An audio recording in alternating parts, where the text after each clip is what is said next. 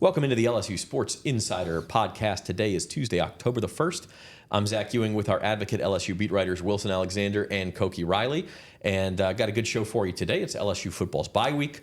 So kind of a good time, guys, to take stock in what we've seen from the Tigers so far and also look at the SEC race and the college football playoff race. Absolutely, and maybe look back at South Alabama. A complete win for LSU now going into the bye week for the first time this season, where you felt like for four quarters they actually played well. They got off to a really fast start, and so it's you feel maybe a little bit better about LSU moving forward.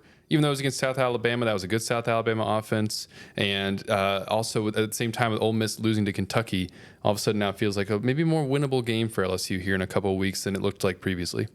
Yeah, absolutely. This was the sort of performance that you wanted to see, the full, the very well-rounded performance.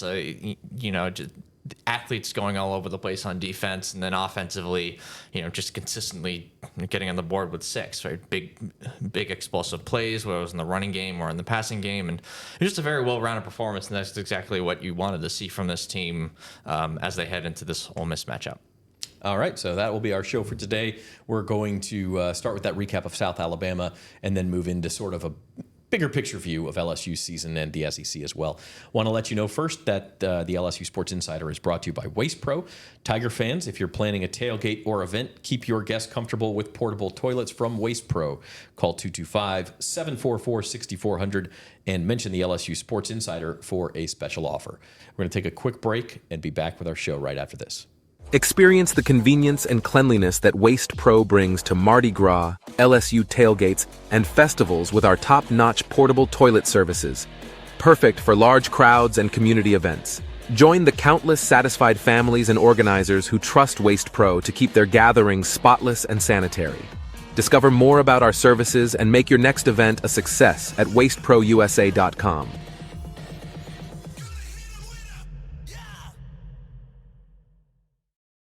Fellas, it's clear why Caesars brought us together. This is the ultimate quarterback roundtable. I think I know why we're here. What? Quarterback, high school, Oklahoma? I thought that was a musical. Garth, I think you're here because when people use Caesars Sportsbook, they earn with Caesars rewards. Things like celebrity chef dining, Vegas vacations, even tickets to your show. This app is over the top. There's the idea. Bet with Caesars Sportsbook. Earn Caesars rewards and see your favorite quarterback Garth Brooks in concert. Hey, you can't throw like that.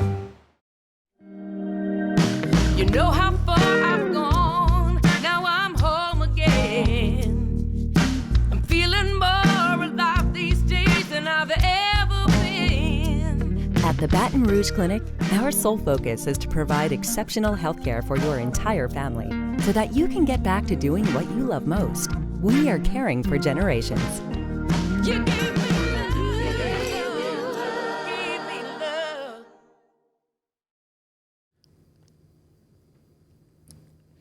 All right, guys, Saints Insider is also brought to you by the Baton Rouge Clinic, your trusted healthcare provider in the heart of Baton Rouge.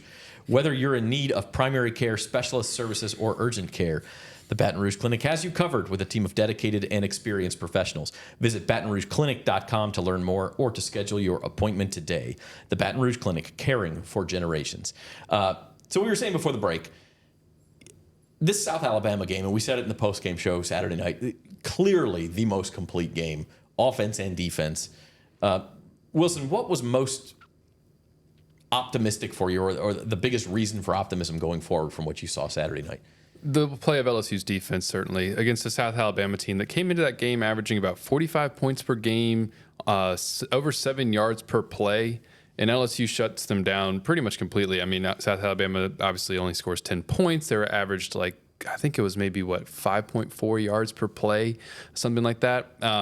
There wasn't the sort of deluge of explosive plays that we had seen LSU give up through the first few games, and especially in critical moments like a third down to extend a drive. There were still some explosive plays that South Alabama had, which I think you kind of expected. I mean, that was an offense that would have been really hard to completely shut down the way they had played so far this season. But LSU did a really good job of that, and especially, there in the third quarter where it seemed like all of a sudden maybe South Alabama could start to make this game a little bit interesting with a touchdown, second straight touchdown in the second half, and LSU stones them at the goal line. Whit Weeks and Major Burns make a great play right at the goal line. to force a turnover on downs, and South Alabama never threatened again after that. So, it got a little bit, I think, almost like uneasy in the third quarter for a second, like, oh no, what's happening defensively? But then they were able to make a play to turn things back around. And so I think just moving forward defensively, especially in the first game without Harold Perkins, LSU showed a lot that should make you feel more optimistic moving forward. There's still a lot of areas that they got to clean up, especially in the secondary. Trey Harris and Ryan Williams ahead on the schedule, having to try to defend those guys is not going to be easy. But they gave you some optimism moving forward about what they could do defensively against some even more explosive offenses, because that was a good South Alabama offense, like we talked about going into the game. Yeah, and I mean, like, giving up big plays, it's college football. You're not going to eliminate all big plays. It's just not realistic to do. So I agree with you. I think that was big. Koki, interested to hear your thoughts. I think the other thing was the running game on offense, but if you were going to say something else, go ahead. Yeah, just to touch on the running game on offense, it was a very promising performance. They did a really good job of blocking in this game. I think Caden Durham had plenty of space to move and roam around, and you definitely saw that in those first two plays where he almost scored touchdowns in the first two plays of scrimmage for the game for LSU. But I just thought defensively, though, just to sort of add on what Wilson said, like, it's never been really about it's never really about with LSU's defense. It's not really about like physical ability. It's always been about like mental. I won't say capacity, but like mental consistency. I guess that's the best way to put it. Yeah, execution. Just like knowing your assignments on every single play, not being tricked by eye candy, right? Motions and stuff like those were the things that they were having troubles with, and you didn't see that at all in the South Alabama game, and that's really that's very, very promising, because like these guys, they have the athletes, and when you have the athletes, it's just a matter of being able to execute your assignments on a consistent basis, and if they can do that, like, they're not going to shut out Ole Miss by just doing those two things, but being those two things, I should say. But it goes a long way for this team defensively. Yeah, being fundamentally sound was really kind of the thing at the end of the day. I mean, Whit Weeks talked about it, how all week LSU's coaches hammered into their heads, like, not getting caught up with the eye candy. And they did a really good job of that, like you said, against South Alabama. Whereas, like, go back to the South Carolina game, one of the long touchdown runs that LSU gave up, the 66-yard run Lenora Sellers had. It came off, there was a motion that pulled a bunch of defenders toward the motion, and then Sellers kept the ball and, ran up the middle of the defense. All he had to do was cut past the safety, and he was gone. There was a lot of motion, like you said, that South Alabama ran, and LSU didn't over pursue it, which was a good thing to see. They're much more fundamentally sound, like you said. They had their eyes in the right place, weren't getting tricked by those things that South Alabama was doing, and that is a good sign moving forward if they can continue to do that. But to build out the running game, like you said, it looked like the offensive line was getting much better push. Like you said, some of those holes, like especially on the Caden Durham's run, that I guess it was 80. How long exactly was it again? 85 to... It was 86 yards, right? And finished at the 1 yard. Yeah. And the hole was huge.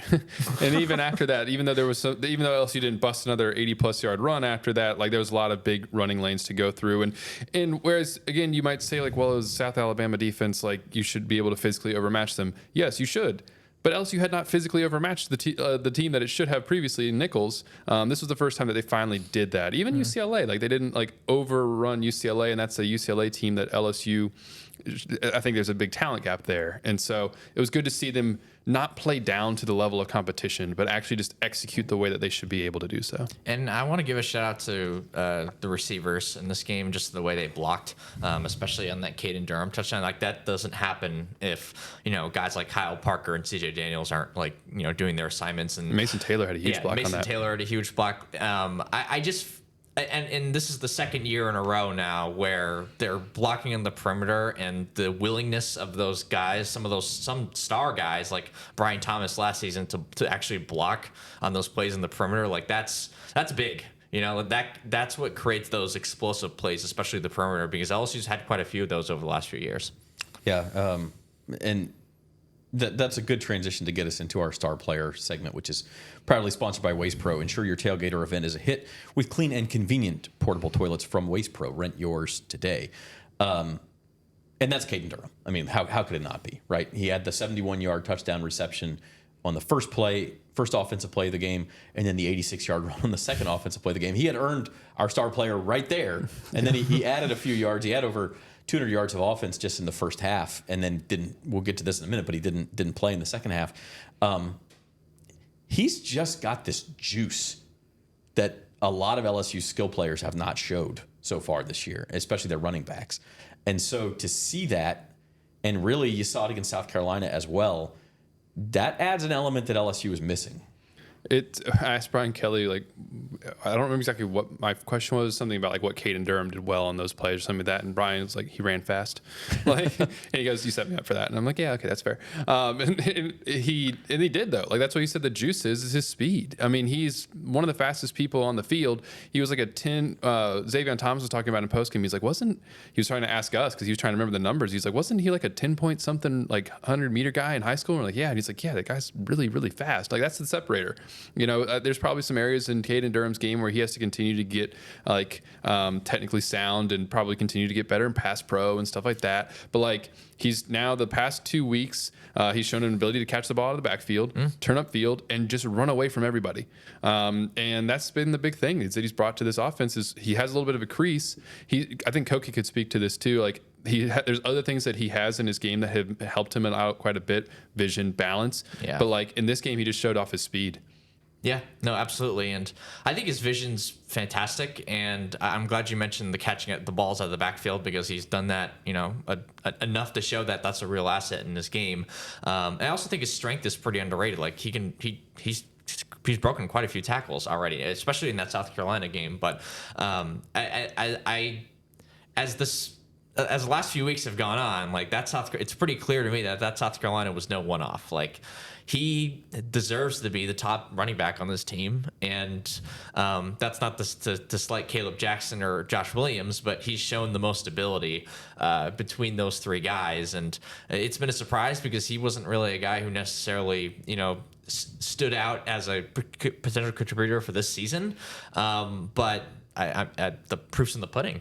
Well, he's having the season we thought Caleb Jackson might be having. Yeah, no, exactly. Caleb hasn't shown that same sort of speed and flash, and for whatever reason, he just hasn't been the same player that he was as a freshman. And Caden Durham has stepped in for that. He's made so many plays at this point where, like you said, he's really got to be RB1. I think Josh Williams would still have like a big role on this team, but you know, this was the first game that Caden Durham was like your starting running back. He didn't even play week one. And now, like 2 weeks later, he sort of takes over against South Carolina. And now, here midway through the season, he was the starting running back for the first time. And as long as we'll get to here in a second, his injury's okay and he's able to recover from it, then I would expect him to be the starting running back moving forward. Yeah. Josh Williams there'll be games where he comes out first, but like Caden has clearly asserted himself as the running back with that can do the most on this team.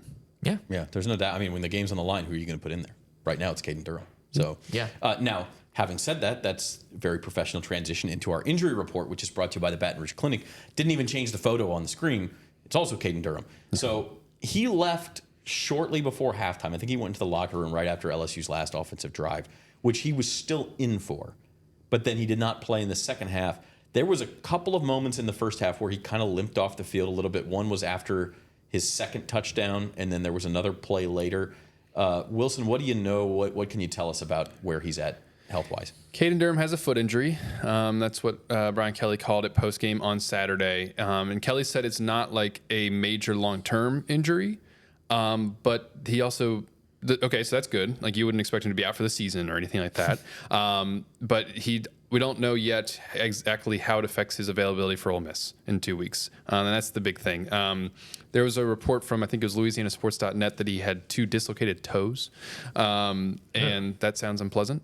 And so it's probably going to be a matter of like how quickly he can heal over the next few weeks. And hopefully we can get some more clarity from Brian Kelly on that when we talk to him this week. You know, is this something where his availability is in doubt, or is in question, I should say, for Ole Miss? I saw Caden on the field post game. He said, "Hey, how you doing?" He's like, "I'm good," but he was hobbling. You could tell he was in some discomfort there. But one thing to note is, like, he didn't. Sometimes when a guy will get hurt during a game, you'll see him after the game or even in the week after or something like that. Like he'll have already at that point have a boot on, or like if it's an ankle injury, they'll have like taped up the ankle quite a bit, or like if it's something else, maybe a brace will already be on, that kind of thing. Like post game a few weeks back when Harold Perkins got hurt with the ACL, he was already in a brace with crutches on by the end of the game. And so there was nothing like that with Caden Durham. So it's not like an ankle injury or something. Like they didn't have his ankle injury, like his ankle taped up a bunch post game already at that point. Like there was no like extra medical gear on him. But he was clearly hobbling and favoring his foot. Just walking slow, walking a little bit gingerly. So we'll have to monitor his status now over the next few weeks going into that Ole Miss game. Doesn't seem too serious, but at the same time, when there's any sort of injury to this running back room, obviously if it's Caden Durham, that's massive news. But even if it was Josh Williams or Caleb Jackson, that's still big news because, again, this team only has 3 true scholarship running backs, and the 4th is a safety who they're transitioning to playing running back. So they're just very light at that position, and you can't afford any more injuries at this point of the season. No, good time for a bye week, although toe injuries can be really tricky. Yeah, especially for a running back. It sounds painful. You'll see guys get a turf toe and think, oh, it's just a toe injury. You can miss weeks with toe injuries. They're big for balance. You got to push off on those toes on every step. So we'll see. Obviously, don't get an injury report on a bye week. The good news is we will get them for the rest of the year since it's all SEC games the rest of the way. So we'll have some update on. Let's be clear, availability reports. They won't, but we know the general location of his injury. But yeah, it will become. It'll be interesting to see what he shows up as on that Wednesday before the Ole Miss game. And we talked to Brian Kelly a few times this week, and even though he's not obligated to give injury reports, we'll be able to at least question him on it. And he's usually, I think, when it comes to injuries, he tends to be a little bit more forthcoming than I've experienced with other coaches. Nice, refreshing. I can second that. Yeah. Good. That's a good thing. Well, let's take a break. Speaking of the SEC season coming up, we're going to kind of take stock of where LSU sits after having played the first portion of its schedule heading into the SEC. They're 5 games in, 7 games to go. It's a bye week. It's a great time to do it. And we're going to do that right after this on the LSU Sports Insider. Since 1988, Classic Industrial Services, Inc. has led the industry in specialty contracting. From thermal insulation to scaffolding, coatings, and beyond, we cover it all. Every minute matters in our commitment to quality and safety. We're here to serve with roofing, siding, heat trace, and refractory services. Visit classicindustrial.com for more information.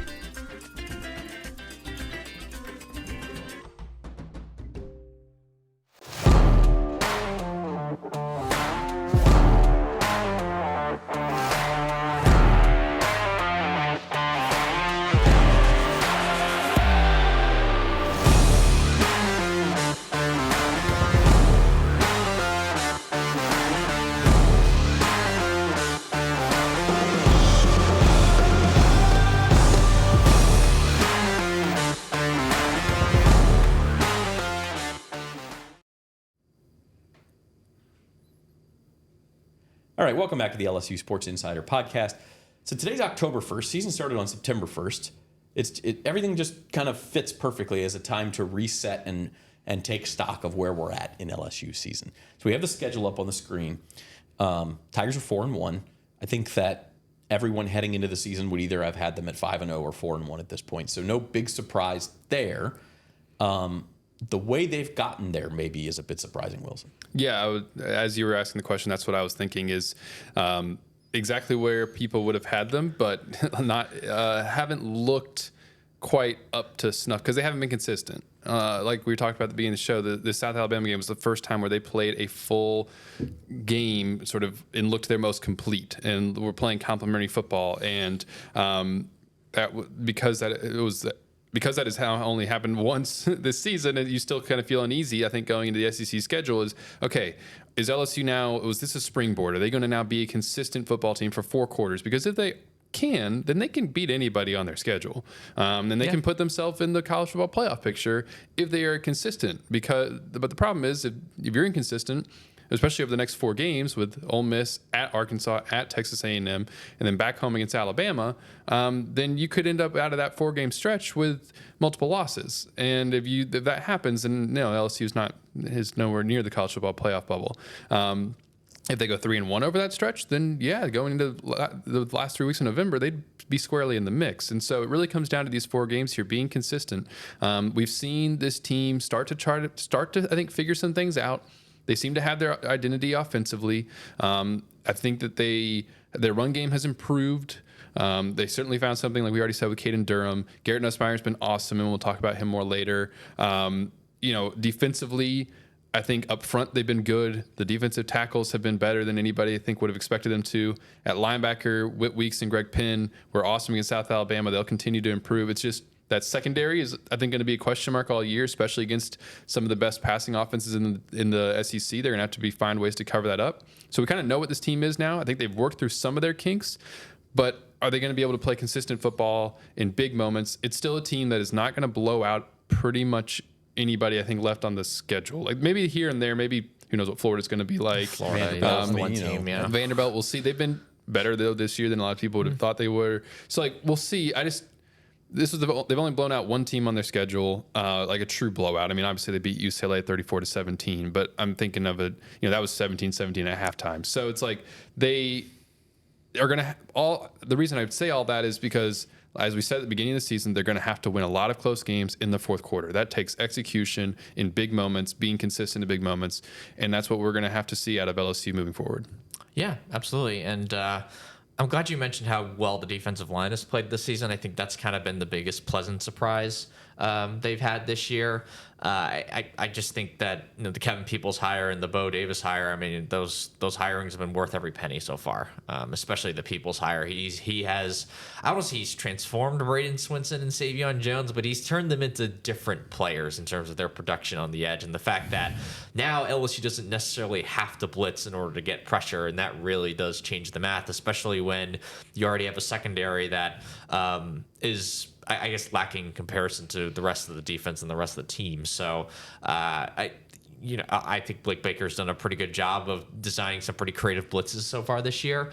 But at the same time, like if you getting to the quarterback with 4 is the biggest, is the best thing you can do on defense. And they've shown much more of a capability to do that this year than I thought they would. And then at defensive tackle, like you lose your best defensive tackle just in the first quarter of the second game of the season, and you've been fine there in terms of stopping the run at the very least. And it's been a different guy seemingly like every week in terms of, oh, now he's stepping in and playing decent ball, and he's stepping in and playing decent ball. Like Dominic McKinley slowly getting his way into the rotation. JVR Suggs had a really good game against South Alabama. Not a lot of people have talked about that, but he played really well in that game. And just seeing the evolution of that group has been a genuine surprise. Ahmad Bro too. Yeah. Freshman who came in, what was it last week? He said he put on like 40 pounds since he got to LSU eating a bunch of Whataburger and all sorts of stuff like that. I mean, he put on a ton of weight to slide inside, and he's done a really nice job. And like you said, Bo Davis has made a difference in terms of, with this group in particular, defensive tackle. Like they don't necessarily have like, a guy who's going to take over a game yet, but they're playing fundamentally sound, which is so different from what we saw from them at times last year. Yeah. Look, we're going into the Ole Miss game. Ole Miss last year, they're lining up a yard off the ball. Yeah. Their run gaps, their run fits just aren't there. Like those things aren't happening. They're playing really fundamentally sound, and that's helping get the most out of this group, I think. If we're to pause for a second and say like other units that have maybe exceeded our expectations, got to hand it to the punters. Blake Oschendorf and Peyton Todd have not been the problem that we thought they might be in the preseason. That was like my number 2 question mark going into the season after watching preseason camp, was like, oh God, are they going to have a bunch of issues on special teams? And they really haven't. Zayvon Thomas has been huge in that regard. And the other guy I want to give a small just like tip of the cap to is Aaron Burrell, the freshman place kicker, the kickoff specialist. He's become an automatic touchback. Yeah. And the only time that one of his kicks was returned was against USC, and he made the tackle when Zachariah Branch busted it. Yeah. So it's like they've gotten some good contributions from those guys as well. And so hat tip to the punters for not being the concern that we thought they would be coming into the year. They've been able to do a good job so far. And that stuff doesn't necessarily seem important at the time, but it adds up. Oh, LSU fans know that special teams will kill you if you're 2 worried. years ago, LSU fans learned that the hard way. Saints fans will tell you special teams can cause problems too after Sunday. That was pretty ugly too. So if you're not talking about those guys, generally it means they're doing a pretty good job, and that's a good thing. So I'm glad you mentioned it. But by the way, where can I get on the Whataburger diet? Where? I mean, anywhere Whataburger. There's one is right sold. down here on Segan Lane. We could check out, but I'm not trying to put on 40 pounds, so. Then maybe don't get on the Whataburger diet or called Waste Pro afterward. You know. All right. I will say this. I feel like if we had this discussion a week ago, it takes on a much different tenor. Absolutely. And we said this at the beginning, but that South Alabama game, like all of a sudden, that's the first time you look at, especially in the first half, you look at LSU, Koki, and you're like, this does look like a college football playoff team. This does look like a potential SEC contender. We hadn't seen that really for 4 games. You needed to see it. I think in theory, you could always make the case, well, if this goes right and this goes right, they can look like a playoff team and contend like a playoff team because, look at all the improvements they made with the coaching staff and the athletes they have on defense despite the last year's performances. And we already know what the offense can do. And like you combine all these sort of things, you can really create an optimistic case for yourself with this LSU team because they're really well, in theory, at least they're well-rounded. Because if you look at some of the other teams that are like quote unquote in contention for the college football playoff, like a team like Notre Dame, like they've consistently had struggles throwing the ball whoever they faced this season, right? And it looks like that's just going to be a problem for them throughout the whole year. Texas A&M has a quarterback problem. Oklahoma has a much bigger quarterback problem. You just look around the country. Are these really college football playoff contenders? Any of these? I mean, these are teams that could theoretically be in between Team 12 and Team 20. Okay. These are the sort of teams you're looking at here. Like Kansas State has really had problems throwing the ball at times. And I just feel like, especially since LSU has the quarterback very clearly, which is again the most important position in sports. When you have all these things going for you, you can make the case. It was just a matter of like seeing it. And the South Alabama game is the first time you actually saw it. Yeah, no, I think that's a fair point. I mean, it's still though a team where it's like, okay, you see that once, now you got to see it 2, 3, 4 times against better teams. Because we could end up looking up in a month and be like, well, yeah, they had a good game, but it was against South Alabama, kind of thing. And I don't want to just discredit South Alabama because LSU blew them out. Because again, I think that was a really good offense that LSU shut down. But now we got to see it happen multiple times. But like you said, we had not seen it happen once. We didn't even know they were capable of it. Yeah, we hadn't seen it at all. So it's like now it's like, okay, well they've turned that. Yes, they have put together a complete game going to the bye. That's a good thing. That's something to build on. And then they just got to continue to do that moving forward. But yeah, it's interesting. All the teams you brought up, I don't really think of as college football playoff contenders. LSU, I think, needs to be closer to like Penn State. In terms of like being on the bubble. They can, though. I think right now though, I'd say Penn State is pretty comfortably in. Yeah. Just given the landscape. And maybe that's of the playoff. And let's transition. We're going to do our Around the SEC segment, which is brought to you by Classic Industrial Services, because at Classic Industrial Services, every minute matters. And we'll talk about the SEC, but also let's keep on that vein the CFP conversation, because the team that LSU has played that is in that 12 to 20 conversation is USC, and they lost the game. Now they could have. It came down to the wire. It could have gone either way, but they did. They lost their first opportunity. Their second opportunity is going to come in a week and a half. Here they play Ole Miss, who's more in that probably 8 to 15 range, right there where LSU wants to be, and the teams they need to beat to get into that conversation. Now in the SEC specifically, Wilson, you only have 4 undefeated teams left. You actually only have 6 teams left that are unbeaten in conference play, LSU being one of them. And that's even though everybody's only played 1 or 2 conference games. So I think Kentucky's played 3.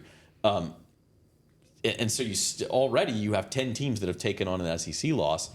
This thing's pretty wide open right now. Now you're going to have to prove it against good teams, like you said, but there's no reason LSU can't be in that conversation. Yeah, no, I mean, and they get a chance with games against Ole Miss and Alabama to play some of those other teams that would theoretically be kind of in the top half of the league. I don't know that there's another one on the schedule that would probably be well, it's weird now thinking of the SEC as a 16-team league. You know, top half is top 8. Yeah. So, but I'm thinking more like top 5 or 6. Like those are the 2 teams that they're going to play. That'll probably be in the top 5 or 6 in the SEC at the end of the year.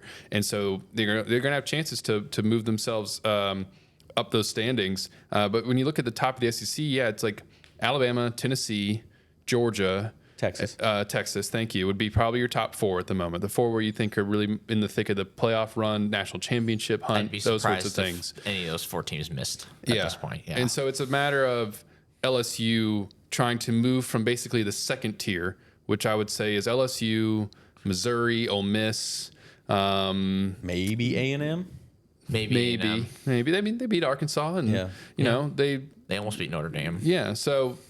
You know, then they get a chance to obviously go to A&M. So they got to go from that echelon right now up to that, you know, sort of force themselves into that top tier of teams right now in the SEC. They're not playing quite to that level yet. Like we said, we saw one complete performance.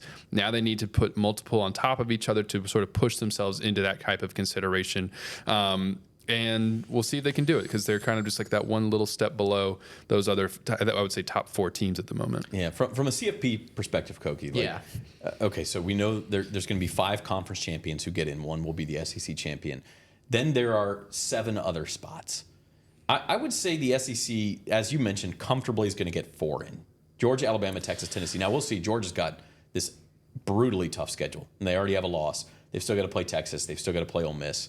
They play Tennessee. Did they play Tennessee also? I'm pretty sure. I mean, they host Tennessee the week after going to Ole Miss. Even with a schedule that brutal, 9-3 probably doesn't get you in. So if Georgia can afford one more loss, I don't know if they can afford 2. So we'll see about them. But if those 4 do get in, Georgia, Alabama, Texas, Tennessee, I don't know that the SEC can expect more than one other team. I think there's a spot for a 5th. I don't think you're going to get 6. I think there's definitely a spot for a 5th. I think there's a chance for a spot for a 6th, and part of the reason why is let's do some math on the podcast then. There's those 4 teams that we mentioned. I think that Ohio State's probably going to win the Big Ten. So that's 5 teams. Oregon's probably getting in. Penn State's probably getting in, but they're they're closer to LSU than they are to They're going to have to beat Alabama, somebody, for right? example. They always lose their big games. They're going to have to beat somebody. Yeah, so we'll see. But their schedule isn't too bad. They've also they've just looked better this season. Drew Aller's been a much improved player at quarterback, and they still have a very, very good defense. So I feel pretty good about their chances in general, but like USC is very much on the bubble like LSU is, I'd say. Clemson's on the bubble these days. They've turned around on the bubble. Week 1. They could maybe win the ACC though, and because it's between them and Miami. That's going to be interesting to watch in the ACC, because like if the ACC wants 2 teams in, then those 2 basically have to play each other in the ACC championship game and each have no more than 1 loss apiece.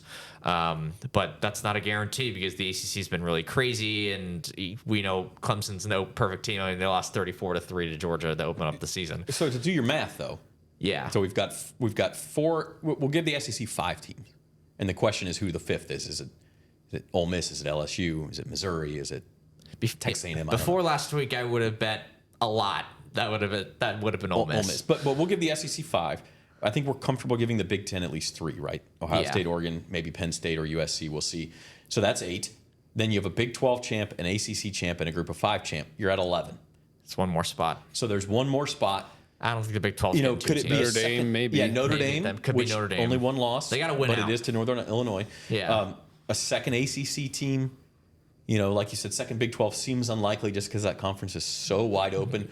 Or could it be a 4th Big 10 or 6th SEC? Especially after Utah lost, it kind of closed the door on a second Big 12 team, I think. But Notre Dame's a very good point. It's just a matter, they have to win out though. They've already had the Northern Illinois loss, and that's a very damaging loss. And they have to look good doing it. Mm-hmm. Yeah, I agree. And now their schedule, they will be favored, I think, the rest of the way. They do go at USC to end the year. That's could be like a play-in game. That could be a play-in game. For the playoff. Yeah. So, and that's things like college football is weird. Things are going to shake out the way all this kind of has to like play out and develop, especially in the Big 12, where it's like, Kansas State is not out of it yet, even though they have that bad loss to BYU. Like, they could maybe, make things interesting. They're a capable team, I still think. Utah, we'll see after their loss. Like, it feels like their Big 12 wouldn't get 2 teams in, but they might. It's like we'll see. Like, if Georgia goes 9-3, then all of a sudden that throws a big wrench into our assumptions here of Georgia. Clearly on the field looks like a playoff team, but do they get in at 9-3? I feel like the committee would depend on who else is on the bubble. Yeah, maybe we'll have to see at the end of the year. If there's no Georgia, then there's 2 open spots, but maybe one it gets filled by an SEC team and one gets filled by USC, or maybe they both get filled by SEC teams. We don't know. Yeah, it's super interesting. A lot of assumptions being made. October we're talking 1. on October 1st. We'll look back on November 1st at this conversation and probably laugh at least one sentence one of us said. Of course. Something will happen. Maybe the entire thing. Yeah, and then on December 1st, it will be a whole other conversation, which is when it really matters. So it's fun to talk about. And as far as around the SEC, as LSU sits at home and rests this weekend, a couple of really interesting games. One is Ole Miss at South Carolina, which LSU has found out how difficult it can be to go to South Carolina. Ole Miss already has the loss. Obviously, they come here next week. That's to lose that game to Kentucky and then have those back-to-back road trips is tough. And then the other game I would say is worth keeping an eye on is Missouri at Texas A&M. Missouri is one of the 4 teams left in the conference. They haven't been that impressive, but they're still unbeaten. Now they're probably their toughest challenge at A&M. Yeah, Missouri needs to start to show whether or not it's actually like a contender. Yeah. Because coming to the year, it seemed like they could be, especially Luther Burden and returning what else they did on offense. But now they need to go, and like you said, they have a tough test here. They need to go and basically pass that test and prove that they are worthy of being in that conversation. I mean, yeah, if you win and survive, then you still can kind of hang around. But like, they need to start really turning it on here as we go into October. As coaches will say, like, what is it? October is for pretender, or what is the phrase? Basically, like, November determines if you're a champion. October kind of determines if you're like a contender. Yeah. And they need to start to do that here. And then, a lot of eyes on this Ole Miss game, especially from the LSU perspective, like, a team that we already know a lot about in South Carolina, and a team we're still, I think, learning some things in Ole Miss. Are they for real or not? Ole Miss, one of the things Kentucky did really, really well against Ole Miss was win up front. Their defensive line beat up Ole Miss. And that was an Ole Miss offensive line that didn't have 3 of its projected starters going into the season. And now here we go against South Carolina, against a front that is really good, especially with its edge rushers, Kennard and Stewart. So I think that's going to be a big factor in this game. If Stewart and Kennard and the rest of that South Carolina front can basically do what Kentucky did, then Ole Miss could have another long day and then really be out of the picture at that point if they were to lose to South Carolina. Yeah, we talk about candidates for that 5th SEC playoff spot. Well, Ole Miss and Missouri both road test this weekend. I guess Missouri would be their first loss. You don't eliminate them yet, but they also have to play at Alabama in a few weeks. And they don't have a tough schedule. And if you lose those 2 big games, what are you hanging your hat on? So I think a loss for either one of those teams could be extremely damaging and therefore helpful to LSU if they're seeking that 5th spot. Now they have to take care of their own business. And we're going to get to that in a minute. I want to let you know, first of all, today's episode of the LSU Sports Insider is brought to you by Classic Industrial Services, proudly serving Louisiana and the entire United States with metal siding and roofing, steam and electric tracing systems, thermal insulation services, refractory services, general maintenance services. From large capital projects to commercial projects or your small quick response needs, Classic Industrial is your go-to for quality and safety. They're not just about business. They're a proud community partner, supporting local initiatives and helping build a stronger Baton Rouge. Because at Classic Industrial Services, every minute matters. So now we normally do keys to the game. Let's do kind of keys to the season for LSU since we're taking this restock. Okay, and keys to the season is proudly sponsored by Associated Grocers. Join our team and support the success of local independent retail grocers. Apply today for available positions at Associated Grocers. So for LSU to grab that 5th spot, one thing it's easy to say, you better at least split between Ole Miss and Alabama, right? That's the easy way. But how does that happen? What have you seen and what do you still need to see for LSU to get there? I think it's got to be a lot of the keys that we've already talked about. Fundamentally sound defense, good leveraging of the football, not being caught up in eye candy, especially for the back seven. The front four has pretty much done their job in terms of that, but it's more about the back seven, the linebackers, and the safeties in the secondary. Because they have to play. Because if you don't play fundamentally sound football against Ole Miss and Alabama, and especially Alabama, because now they're the number one team in the country. You're gonna lose, and I'm not saying that like doing those things is gonna guarantee a win either, but it at least keeps you in the fight, right? And there's that, and then on offense, they gotta play like a top 10, top 5 offense in the country, and they've been around top 10 so far this season, but again, keep continuously showing that this team can run the ball. That's going to be key in order to keeping up that top 5, top 10 offense, because we already know they have the passing attack. We already know they have the quarterback. But in order to consistently keep the change moving and not having to rely on explosive plays and rely on your quarterback too much and to not be too predictable for defenses, you also have to run the ball at least decently. So those are kind of the general keys for both sides of the ball for me. Wilson, how about you? I don't have too much to add to that other than I would just say continue to put the game in Garrett Nussmeier's hands. Give him chances to make plays in the fourth quarter. I think we've shown he's capable of leading big drives in the fourth quarter. Now in 2 of his 5 starts at this point, 6 starts, 6 career starts at this point. He's led a go-ahead drive in the fourth quarter, and he's been one of the top quarterbacks in the country to this point. So it's not like anything would have to change in that regard. LSU is giving him plenty of chances to throw the football. It's not like that. But just give him those chances to go and win you a game, because he seems like he's capable of doing that, and just continue to kind of build this whole offense around him as a distributor and as a thrower of the football down the field. I think that would maybe be the other thing in the passing game. Continue to stretch the ball deep downfield as much as LSU can. It hasn't held them back necessarily offensively, but that's the one dimension of the passing attack that they haven't been able to really unlock yet. We know Garrett's got the arm strength. We know that he can make those throws, but it might be on the receivers getting a little bit more separation downfield. Yeah, let's talk about Garrett Nussmeier. We had Amelia. We can go ahead and skip to that. He is playing so well that I think he may be my biggest reason for optimism for the rest of the season. I mean, we all know modern football is a quarterback's game. You got to have elite quarterback play to compete for championships, and Garrett Nussmeier is providing that right now. I mean, the conversation has shifted from, okay, is the drop off going to be too big from Jaden Daniels to, man, Garrett Nussmeier needs, like you said, Wilson, more opportunities to make plays, put the ball in his hands. I mean, he threw a couple of bad interceptions on Saturday, but I almost felt like those were heat checks where he was playing so well that he was like, man, can I fit the ball in there? And then, no, okay, I better not try that again. And I know he got yelled at by Brian Kelly on the sideline after one of them. But he's playing so well. I saw a mock draft this morning that had him mocked as the number 13 pick. Wow. To the Miami Dolphins. Not that anybody knows who's going to be picking where in the NFL yet, but that was the idea was that in Mike McDaniel's offense in Miami, he would fit perfectly because he makes those timing throws over the middle so well.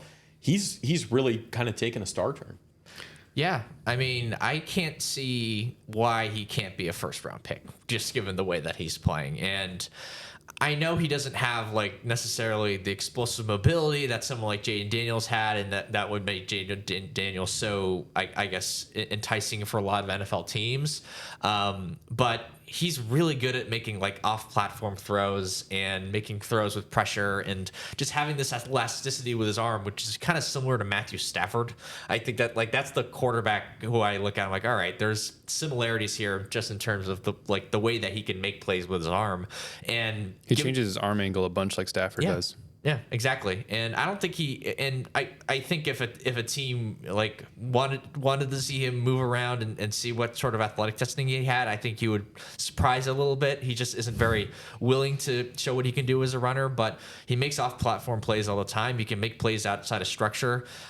He's definitely got NFL arm strength. We've always known that, but it was just a matter of what is he as a processor, and can he limit the mistakes? And I think for the most part, he's checked off both of those things. And to be honest, I can't see why he can't be a first round pick. I think he's a better prospect right now than some like Bo Nix when he was coming out, because Bo Nix was extremely efficient, but his efficiency, it seemed like there was a cost to it in terms of like there wasn't as many explosive plays. He wasn't really making as many off-platform plays and really pushing the offense himself. I think Garrett Nussmeier very clearly is pushing the offense, the passing game himself. And to that efficiency point, I mean, one of the knocks on him coming into this season was his completion percentage over the course of his career was pretty low. Because early in his career, Garrett was kind of wildly inconsistent at times and had too much of that gunslinger thing going on. You saw it change in the bowl game, and now you've really seen it change this season. He's almost a 70% completion percentage guy right now. It took a slight dip, I think, during the South Alabama game. But some of these numbers, I mean, he's 4th in the country in yards passing. He's 3rd in touchdowns. He's tied for 5th in yards per game. He's tied for 1st in completions.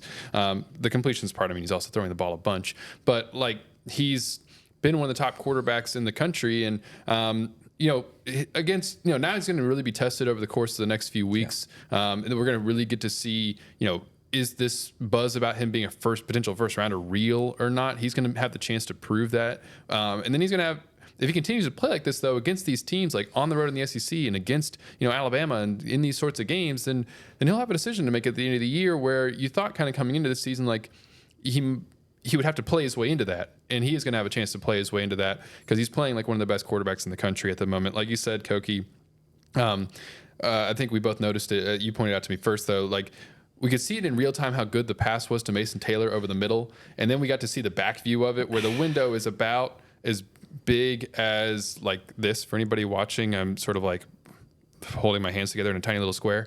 And then for those who aren't watching, and then like right after that, same thing with Kyron Lacey. Like I didn't realize in real time how difficult that throw was, where he layers it over a defender, hits Kyron in stride for a touchdown.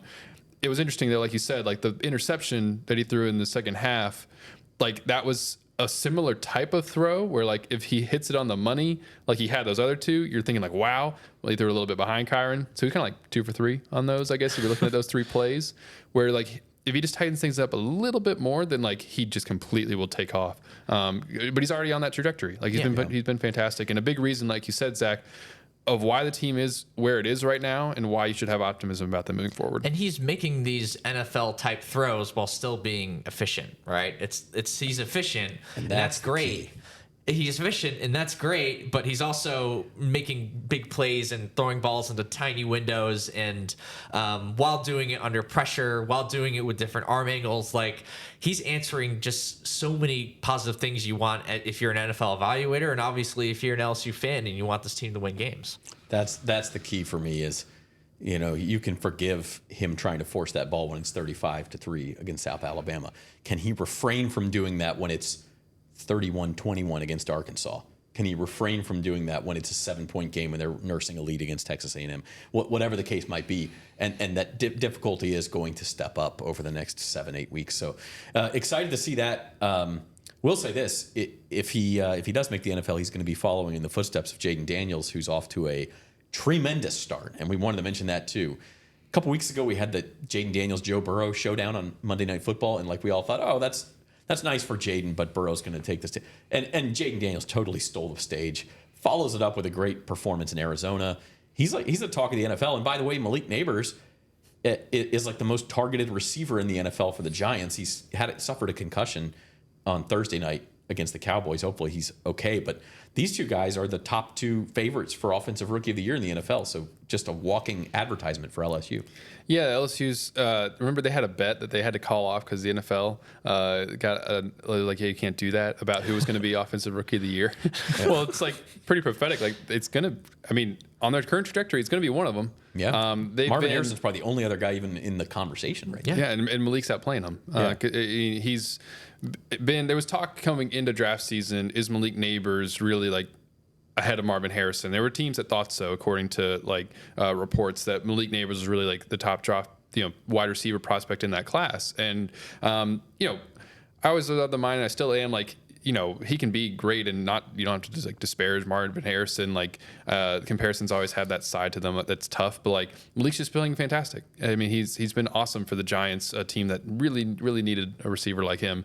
He's making some incredible plays. Myles Garrett came up to him after one of them in the game against Cleveland a couple weeks ago, like complimenting him in the middle of the game, and Malik's like, "Yes, sir, thank you," kind of thing, which was funny, but. Malik's been fantastic, and Jaden is showing so much of what he showed here last year at LSU, and it's just continued into the NFL. And to do that as a rookie is amazing. The way that he has been able to guide that offense, especially the last 2 weeks or so, in particular, where they've really taken off. It was interesting. It feels like we saw him in real time against the Bengals early in the game. Sort of take a lead, because early in the game he had a deep ball to Terry McLaurin that he missed.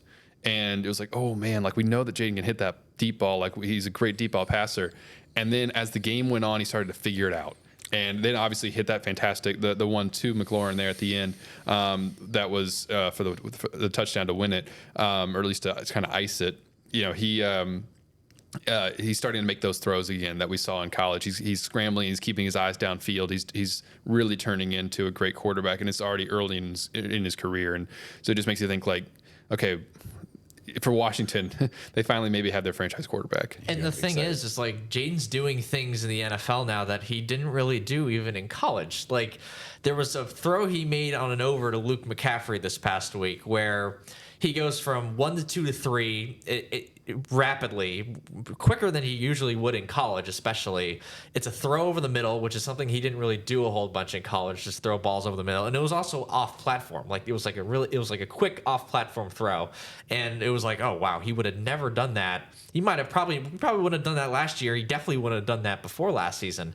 And, off platform throws, throwing the ball over the middle of the field. These were some question marks that scouts had for him as he was coming into the league. And now he's starting to do those things, like in the NFL, like in that Bengals game, for example. I think he was 5 for 5 on off-platform throws in that game for 40-something yards, which is, again, like that's really, really promising stuff. And he's exposing he's attacking more different sides of the field. He's throwing from more difficult angles and stuff. He's doing a good job of handling pressure, like the crazy McLaurin touchdown that basically closed out that Bengals game. Like he's really, obviously he's incredible at those slot fade sort of throws, but he knows he's going to get hit on that play. Yeah, he knew it was a zero blitz before it happened. He knew he was going to get crushed, and he just stood in there and delivered a perfect throw.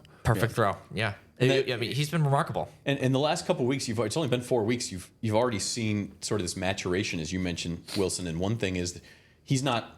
The first 2 weeks, I was a little concerned. He was producing, but he had like 15 carries a game, and his body type, you're just not going to survive in the NFL like that. Well, that's come down a little bit. I think he's more at like 8 carries a game over the last 2 games, which is what you want to see. Like, yeah, you don't want to eliminate that part of his game, but you also don't want him taking 8 to 10 hits a game. So 8 carries a game, he gets out of bounds on 6 of those, is able to avoid the hit by sliding, and he only takes a couple of those hits. And it's a good sign because that means he's keeping his eyes downfield longer. Right. Like that's always been another thing that a lot of people have talked about. It's like he doesn't, like once he leaves the pocket, he's just going to run, and that's what happened a lot in college, especially at the start of his career. But this year in the NFL, it seems like he's doing a much better job of just keeping his eyes downfield and just trying to make more plays with his arm, and that's a very healthy thing for him, not just for his production, but also just keeping him healthy. Yeah. So it's going to be interesting. Like the Washington's played a lot of easy defense, has played a lot of weak defenses to start this season. So when they face these some elite defenses like what the Ravens did the other night, or the Bills, Cleveland this week, this week, right? Like all these elite defenses. Like can he keep this up against some of the better defenses in the league? That's going to be his next test, I'd say. But if you, again, not to disparage the other guys, but if you're going to naturally, because they're in the same draft class, Jaden Daniels is going to get compared to Caleb Williams. Malik Nabers is going to get compared to Marvin Harrison. And right now, the 2 LSU guys are winning those comparisons. It's only been 4 weeks, but right now they are. So want to let you know that the LSU Sports Insider is sponsored by Associated Grocers. Want to get that in. They're hiring. Join a team committed to the success of independent retail grocers. Apply today at Associated Grocers and be part of something great. Okay, so we're going to end here, and it's Jaden Daniels. It's appropriate. Thomas Casale's sports betting segment this week. It's a bye week, so he is going to dig into the Heisman Trophy race. The Queen of Baton Rouge proudly sponsors the LSU Sports Insiders sports betting segment with Thomas Casale. Experience the thrill of game day at 1717 Kitchen and Cocktails, your premier destination for elevated sports entertainment. Here's Thomas on his take on the Heisman race. Hello, everyone. Well, LSU's on a bye this week, so with the Tigers not playing, let's take a look at some Heisman Trophy odds. Jalen Milroe, Alabama quarterback, leaped to the top of the odds board after that big win against Georgia. He's followed by Colorado's Travis Hunter and then Miami's Cam Ward. Those three have separated themselves from the pack. But is there anybody else with longer odds who has a shot? Now, when you're searching for a longer shot, what you want to look at is the schedule. And to me, there's one guy, Tennessee quarterback Nico Iamaleava. He plays Alabama coming up here at home in October. Now, if they get that win, and Tennessee's a very good team, then they go at Georgia in mid-November. And that's when Heisman voters are really honing in on who they're going to vote for. So, listen, Tennessee, that's a tall task to beat Alabama and Georgia. But if you're looking for a guy a little bit further down with longer odds, I think Nico at plus 1,800 is worth a shot right now because of their schedule and because of how good Tennessee is this season. All right, welcome back to the LSU Sports Insider. Guys, what say you? His dark horse right now, Nico Iamaleava. We got to work on pronunciation with Thomas, but Nico Iamaleava, I like that pick as a kind of a long shot to get into the Heisman conversation. Yeah, I mean, Tennessee's going to have a bunch of games coming up where he's got to have a chance to show off. I mean, they play Alabama, they play Georgia. They got to go to Georgia in November, and if he was to have a huge game and, catapult Tennessee into like the SEC championship game and cement a spot in the playoff and beat Georgia on the road, then he has chances to come up. And that's key in the Heisman Trophy race.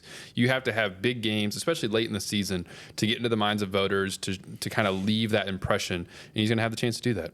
Koki, if you had to pick the Heisman winner right now.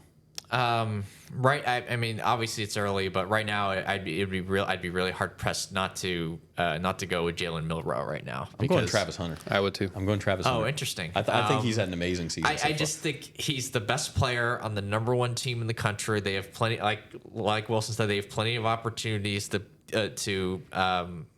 play big games moving forward, and he's been the best. I think he's probably the best quarterback in the country. If he's going to be this accurate in playing in this sort of system, I thought, like, especially in the first half against Georgia, he was unbelievable. I mean, he carved him. He made it look easy, and nobody scores against Georgia, and they scored 30 in the first half. And granted, they really slowed down in that second half, but he seems like he's playing on a totally different level this season. And some people had him in like quasi Heisman conversations last year, which I didn't really believe in. But I'm a believer in him this season. So far this season, he's been incredible. He's been good. It's been really good. Okay, so that's going to do it for our show today. Obviously, LSU is going to get a chance to see Jalen Milroe in a month or so. But first up is Ole Miss. Probably the next time we see y'all will be next Monday as we start Ole Miss week. We're going to take the rest of the open date off as well. Guys, what you doing this week? What do we got going on? I'm going to see some family back home, visit with them for a little bit, and just enjoy some downtime in that regard. Looking forward to that. Work. There's always things to do. Stories to work on. So it's more or less that. I don't think the weekend's gonna be too hard though. So yeah, we'll take a little breather. We encourage y'all to do the same. We'll be back on the LSU Sports Insider podcast next week for LSU versus Ole Miss week. For our producer Amelia Cotton, these are our beat writers Wilson Alexander and Koki Riley. I'm Zach Ewing. Thanks for watching.